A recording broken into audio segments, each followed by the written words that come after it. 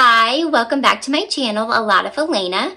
So today I will be talking about my white privilege as well as teaching culturally diverse students and what that means and what that can look like. As we all know, the past week or two in America has been exhausting and emotional. As educators, we are both responsible and obligated to teach our students cultural diversity as well as to acknowledge our differences so that this era of colorblindness may end. In Robin DiAngelo's book, White Fragility, she discusses one of the first steps in challenging racism is to identify and to see color. In fact, most white parents believe that their child is colorblind, which results in a lack of conversation about race and inequities. When we are denying the reality of color, we are then denying the reality of racism and therefore holding it in place. Before interacting with or teaching students of color, I need to be sure that I have gone through some deep reflecting of my upbringing, the way that I was raised, and the way that I was socialized into society. Personally, I have spent a great amount of time reflecting on the social norms of my culture, the way that I was raised,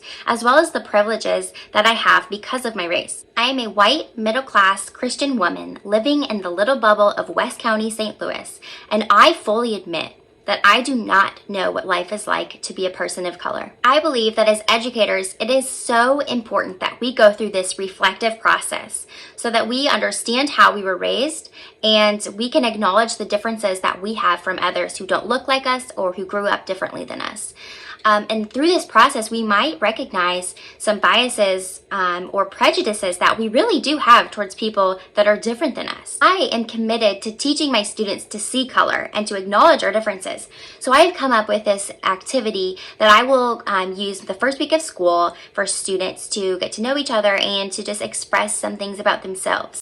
In this activity, students will be creating a self-portrait as well as including some basic information about themselves.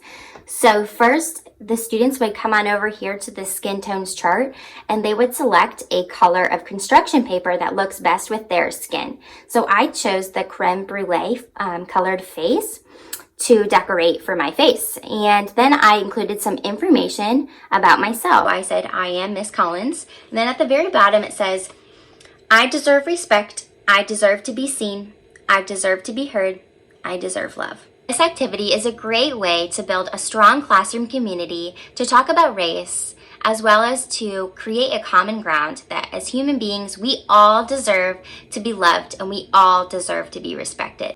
Thank you so much for watching this video, and please comment below if you have any suggestions or feedback for me.